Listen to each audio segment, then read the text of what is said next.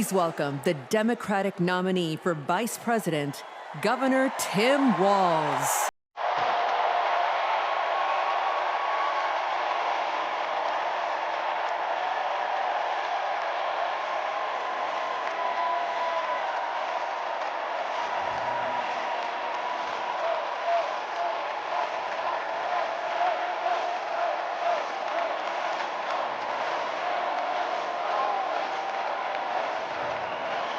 Wow.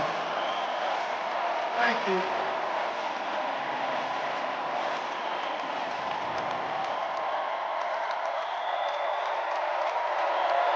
Thank you.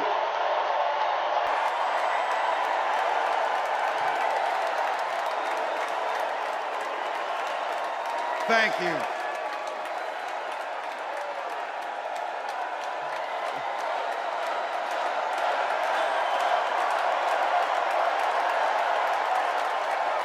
Wow.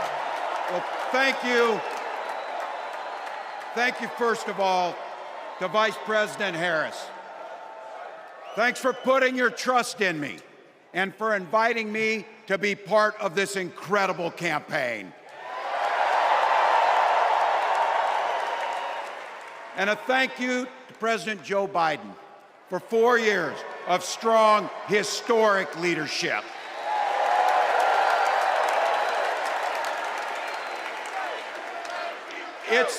It's the honor of my life to accept your nomination for Vice President of the United States.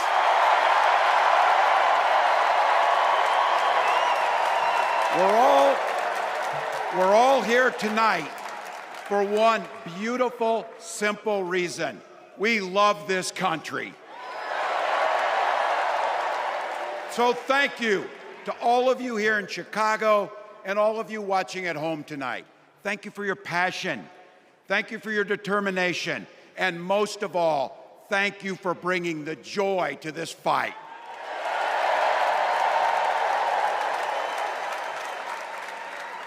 Now, I grew up in Butte, Nebraska, a town of 400 people. I had 24 kids in my high school class, and none of them went to Yale.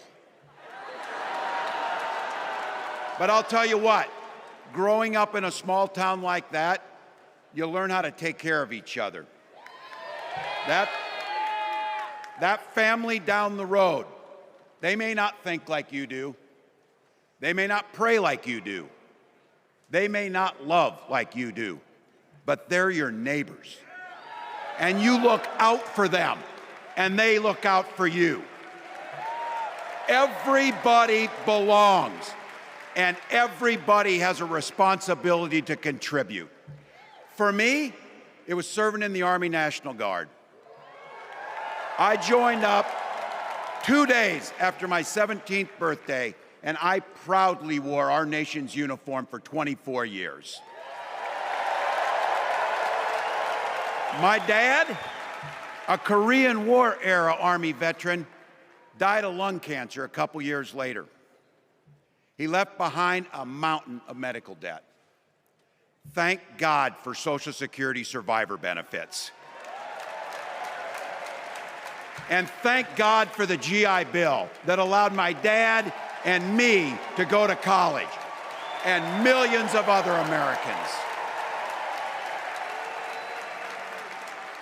Eventually, like the rest of my family, I fell in love with teaching. Three out of 4 of us married teachers. I wound up teaching social studies and coaching football at Mankato West High School. Go Scarlets! We ran a 44 defense. We played through to the whistle on every single play, and we even won a state championship. Never closed the yearbook, people. But it was those players and my students who inspired me to run for Congress. They saw in me what I had hoped to instill in them, a commitment to the common good, an understanding that we're all in this together. and the belief that a single person can make a real difference for their neighbors. So there I was, a 40-something high school teacher with little kids, zero political experience, and no money, running in a deep red district. But you know what? Never underestimate a public school teacher. Never.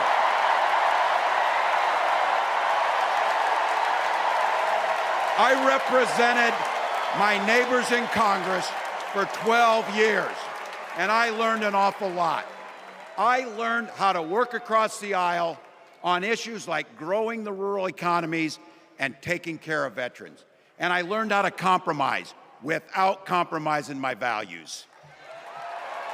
Then I came back to serve as governor, and we got right to work making a difference in our neighbors' lives. We cut taxes for the middle class. We passed paid family and medical leave. We invested in fighting crime and affordable housing. We cut the cost of prescription drugs and helped people escape the kind of medical debt that nearly sank my family. And we made sure that every kid in our state gets breakfast and lunch every day. So while other states were banning books from their schools, we were banishing hunger from ours.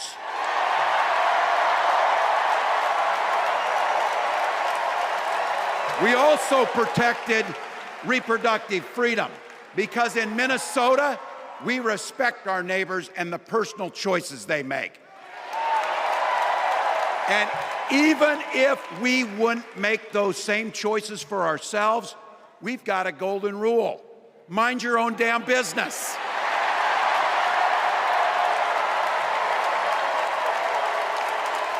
And that includes IVF and fertility treatments. And this is personal for Gwen and I. If you've never experienced the hell that is infertility, I guarantee you, you know somebody who has. And I can remember praying each night for a phone call, the pit in your stomach when the phone would ring, and the absolute agony when we heard the treatments hadn't worked. It took Gwen and I years, but we had access to fertility treatments. And when our daughter was born, we named her Hope. Hope, Gus, and Gwen, you are my entire world, and I love you.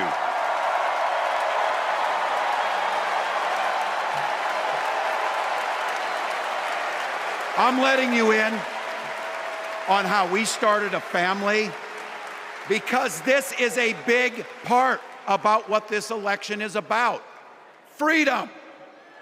When Republicans use the word freedom, they mean that the government should be free to invade your doctor's office. Corporations free to pollute your air and water. And banks free to take advantage of customers. But when we Democrats talk about freedom, we mean the freedom to make a better life for yourself and the people that you love.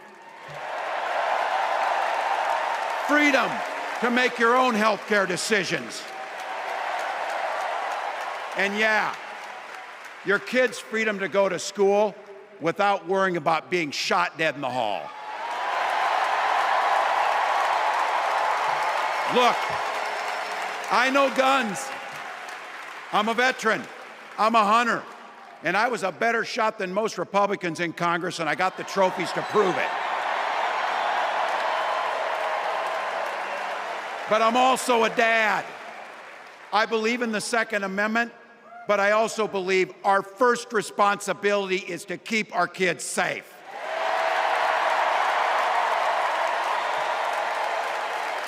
That's what this is all about.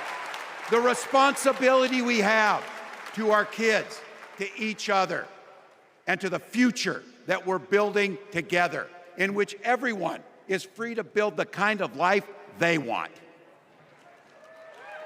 But not everyone has that same sense of responsibility. Some folks just don't understand what it takes to be a good neighbor. Take Donald Trump and J.D. Vance. Their Project 2025 will make things much, much harder for people who are just trying to live their lives. They spent a lot of time pretending they know nothing about this. But look, I coached high school football long enough to know, and trust me on this, when somebody takes the time to draw up a playbook, they're going to use it.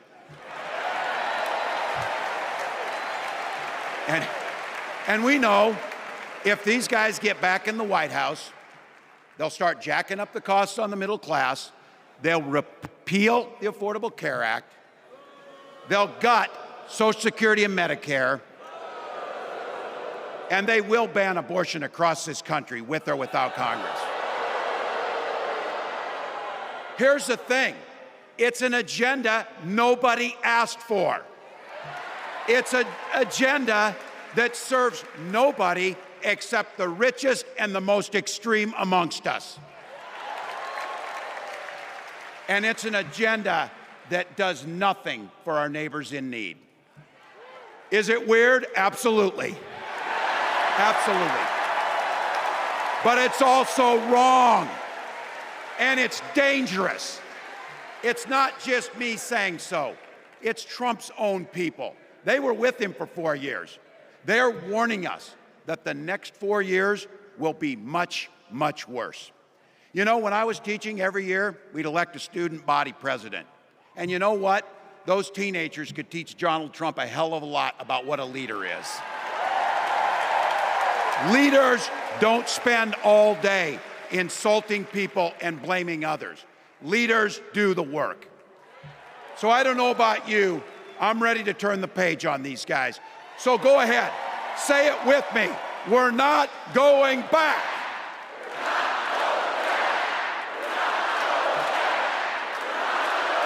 We've got something better to offer the American people. It starts with our candidate, Kamala Harris. From her first day as a prosecutor, as a district attorney, as an attorney general, as a United States senator, and then our vice president, she's fought on the side of the American people. She's taken on the predators and fraudsters. She's taken down the transnational gangs, and she stood up to powerful corporate interests. She has never hesitated to reach across that aisle if it meant improving your lives. And she's always done it with energy, with passion, and with joy. Folks, we've got a chance to make Kamala Harris the next president of the United States.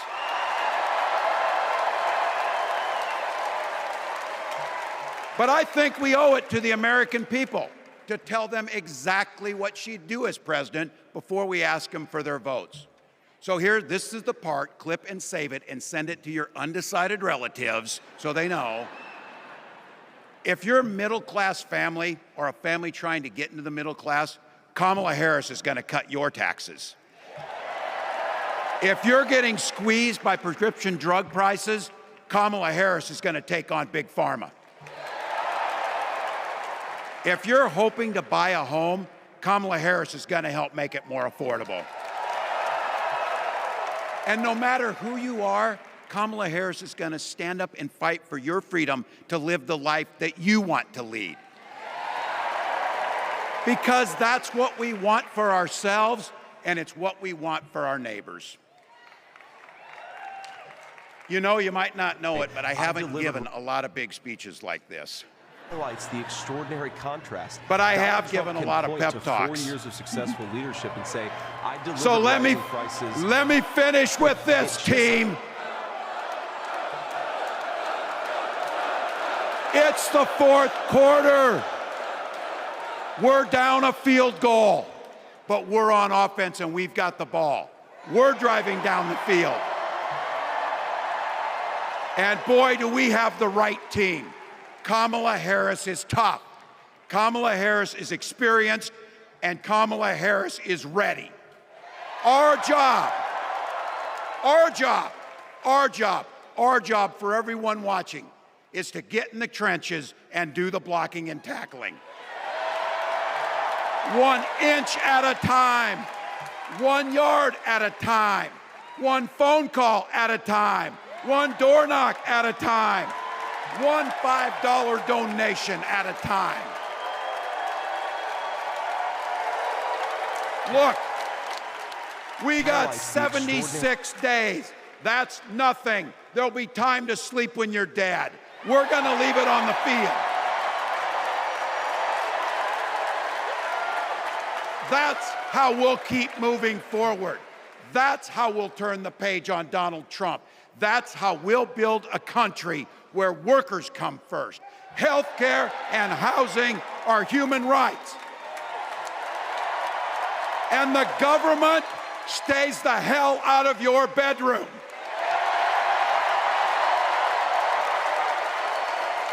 That's how we make America a place where no child is left hungry, where no community is left behind, where nobody gets told they don't belong. That's how we're gonna fight. And as the next president of the United States always says, when we fight, when we fight, when we fight, thank you. God bless.